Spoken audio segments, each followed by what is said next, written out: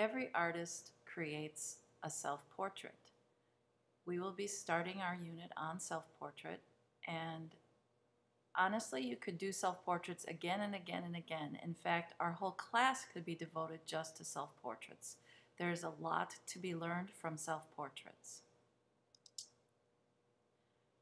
So what's the definition of a portrait? Essentially, a portrait is when an artist makes a picture of themselves. They use themselves as the model, the subject, and usually it's drawn or painted from a reflection in a mirror. Both of the examples you see here are by Rembrandt, a Dutch artist who worked just after the Renaissance. Also, usually when we talk self-portrait, we're talking about your chest up through the neck and face. So it's not usually the full body, it's usually just chest up. The reason artists create self-portraits is the model is cheap. A lot of times they had to pay for their models, and it's just easier and cheaper to use yourself as a model. It's also really introspective and interesting to explore who you are as a person. And so the face you were born with develops and changes throughout life. Lines get added, furrows get added. Each emotion that flickers across your face can change the expression in your eyes and on your face. So the self-portrait can be really revealing, and it can be a great way to delve into many topics in art. The two drawn self-portraits you see here are by Kathe Kollwitz. She was a German expressionist artist who lived during both World War I and World War II. And you might be surprised to find out that this is a woman. She lived through hellish conditions, extreme poverty, saw the death of her husband and one of her children, and those experiences really show on her face, in the lines and the shadows.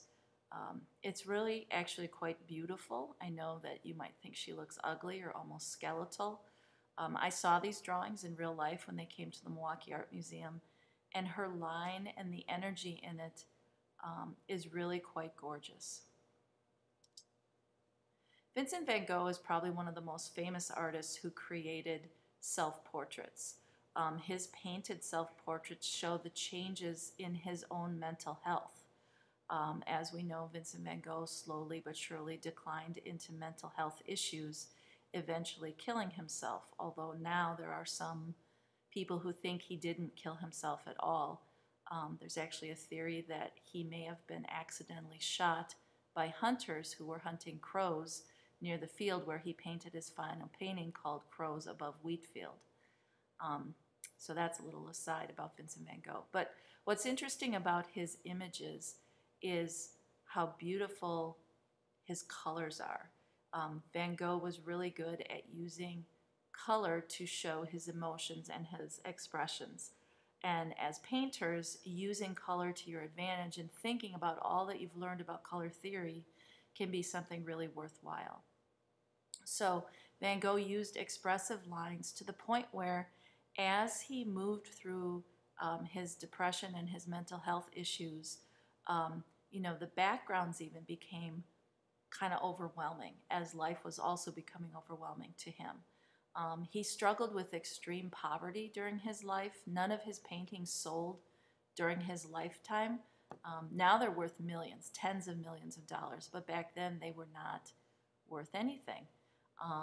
The picture you see on the right with the gold or the straw hat, Van Gogh is smiling a little bit, and this is one of the few places he felt truly happy was in the south of France. This is shortly before the ear cutting off incident, which you may or may not have heard of, but he was actually very happy. He tried to paint about the sunny golds of the sun and the warmth of the southern areas of France that he was living in, called Provence. And so he tried to show that even in his skin tone. You can see a lot of gold and yellow color. Van Gogh eventually declined into depression. Different things happened. Argument with the artistic partner he had been living with, Paul Gauguin, an argument with a girl he was interested in. And eventually he ends up really kind of slowly losing his mind. And I think this is an interesting portrait because the background overwhelms Van Gogh, and his skin tone becomes this greenish color, which has to do with his illness. It makes him look pale. It makes him look bleak, kind of sad, and so it kind of transforms him into this other being. Another artist known for his self-portraits is Pablo Picasso, and I think what's interesting about his portraits is they really kind of trace the transition in terms of his style. Picasso, if you study Picasso, it's almost like you're studying a variety of artists. Pablo Picasso started out at the age of like 14 or 15 drawing the portrait on the left, and being 10 times better than any of the teachers he had in school. He's supposedly, the first word he learned to say was lapez, which in Spanish means the pencil. And he was a child prodigy in art. And so he was really, really good. He could do realistic works at the young age of 15, 16 years old, and had easily surpassed most of his teachers. He went to some college programs as a teen, and really just surpassed everyone there. He eventually changed his style, and slow but sure his work loosened up, and he began to use color expressively. You'll see pictures that he painted, and they're called the blue period or the rose period or the pink period. The colors he used had to do with what he was going through in his life. So the blue colors had to do with when he was very sad, depressed, a friend had committed suicide, he was living in poverty. The rose period was a happier period for him.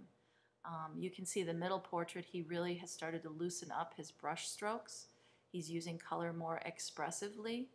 And then the portrait on the right, Picasso had seen African art, African masks, and he was strongly influenced by those. The simplicity of the line, the shapes, and so he tried to paint his portrait almost like an African mask, which was the beginning of abstract art and cubism. And so I think Picasso's self-portraits are intriguing because he expresses the changes in his style through them. The next artist is Frida Kahlo, and you might remember I dressed like her for Halloween a week ago. And so this is one of my favorite artists. She's from Mexico, and she's known as a surrealist because surrealism is an art movement where it's kind of dreamlike. The pictures are real, but they're not quite real. There's strange things in them.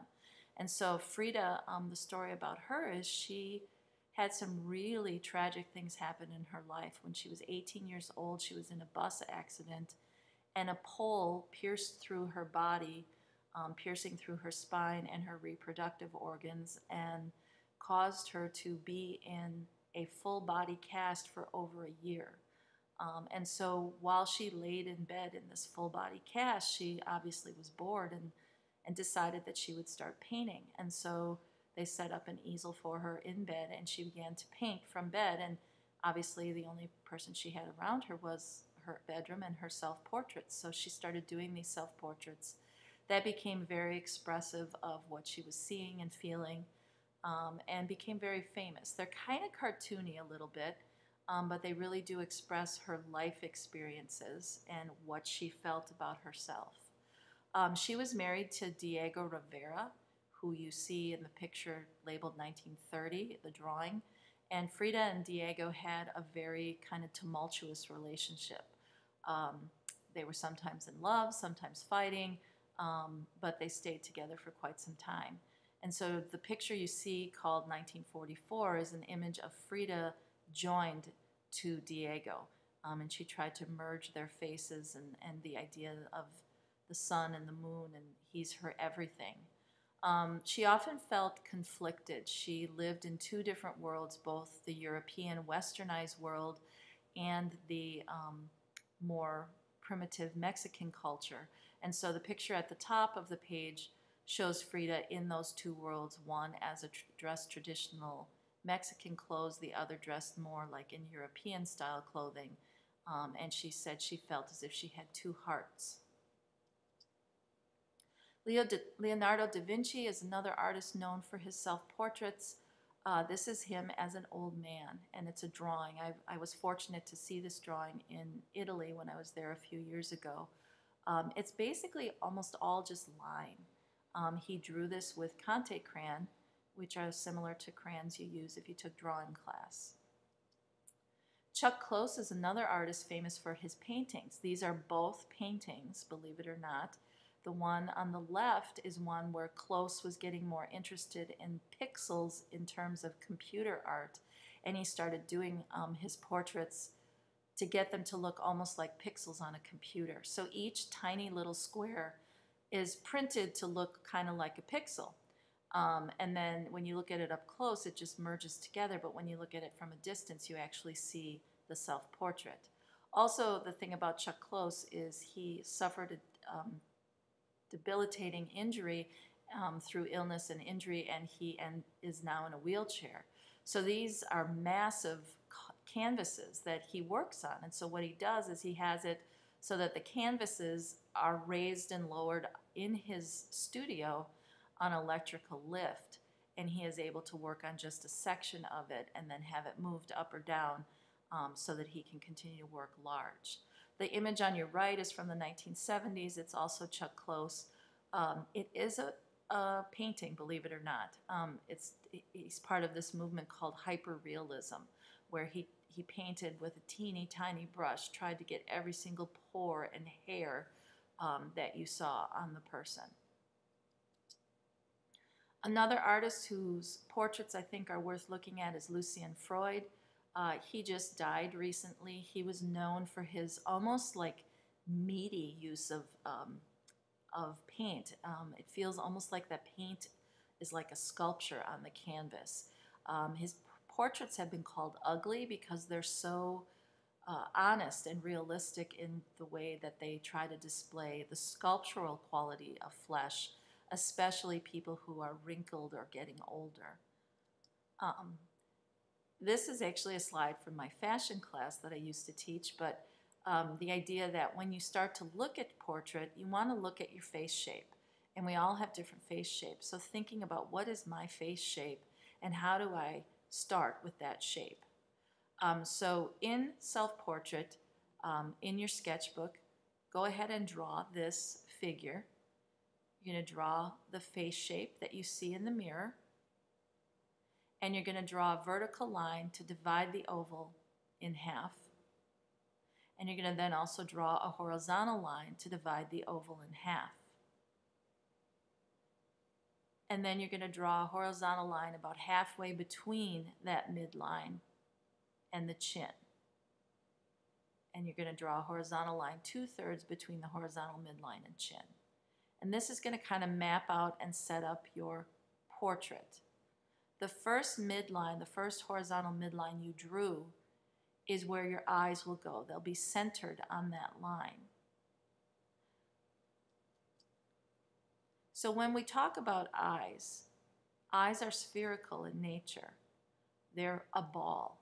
And so when you're thinking about how do I paint the eye, you need to remember what is causing the eye to look the way it looks.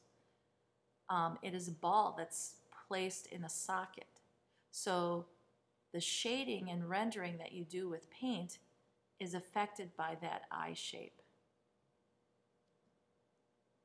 Here are some more facts about eyes. You should definitely write these down in your sketchbook. So the center of the iris is above the corners of the mouth. And the eye is the unit of measure. When we draw or paint portraits, we use the eye as our unit of measure. So it's 5 eyes across your face, across that midline that you drew where your eyes are centered. 5 eyes across. There's 1 eye between the 2 eyes. And you can take your fingers and kind of measure and see this. The tear duct, as you can see, is rounded, not a point, like a football shape. The lower eyelid disappears, behind the upper eyelid. So when you draw it, you should draw it that way. And when you paint it, you should paint it that way. So if something disappears behind something else, it creates a shadow. Wrinkles are created when the eyes are opened. That's why you have the crease in your eyelid. And as I said before, the width of the eye is the same as the space between the eyes. Eyelashes usually are not seen until the outside edge of the upper eyelid. So you're not going to paint on every single little eyelash. It'll look like a spider and it will look stupid. So take a moment now to jot these notes and sketch if you need to. Remember, you can always come back to this slide if you have to.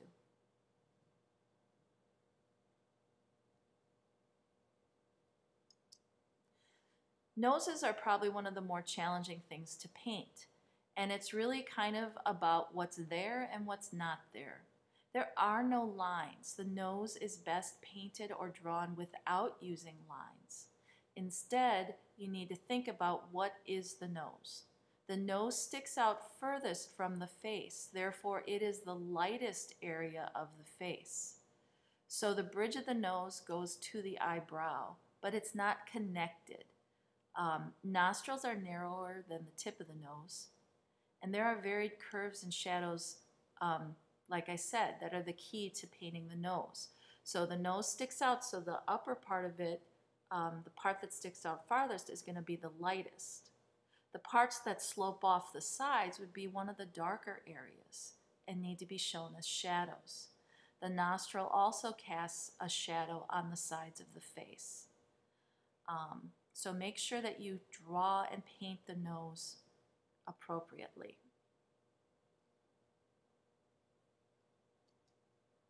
The mouth is a series of circles or ovoids. The upper lip is usually narrower than the lower lip, and the upper lip usually is slightly darker than the lower because it is in the shadow of the nose. The line separating the lips is never straight. And remember that lips are rounded, so as they go back into the space of being inside the mouth, there's a shadow there. And as they curve downward towards the chin, there's a shadow there too. Other parts of the portrait that you want to think about. The hair never lays flat against your head. Always go bigger with hair. Everyone's hair texture is different, so you need to look at the mirror and paint what you see, not what you know. The neck begins at the point at the bottom of the ear. A lot of people make lollipop necks and they don't understand why their portrait looks so strange. Notice that your neck begins behind your ears and it curves slightly as it joins into the shoulders. Your shoulders need to be wide enough to support your head. If you tilt your head one way to the right and one way to the left, your shoulders are about as wide as one head tilt either way. The lower jaw and chin will not always form a perfectly curved line. You need to look at your jawline and see what the shape of it is. That jawline begins kind of just below the earlobes and can be angular or softly curved. And again, look at yours and decide, what does my chin line look like? And paint what you see. This is a pretty good website with some portraits on it. They're mostly drawn, but it will be helpful to look at. So click and go.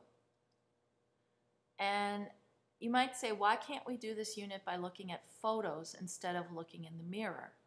And while this is a nice portrait, the reality is photographs flatten you out. They're already a two-dimensional, not three-dimensional thing, and it's hard to do a self-portrait and get it to turn out really well from just a photo.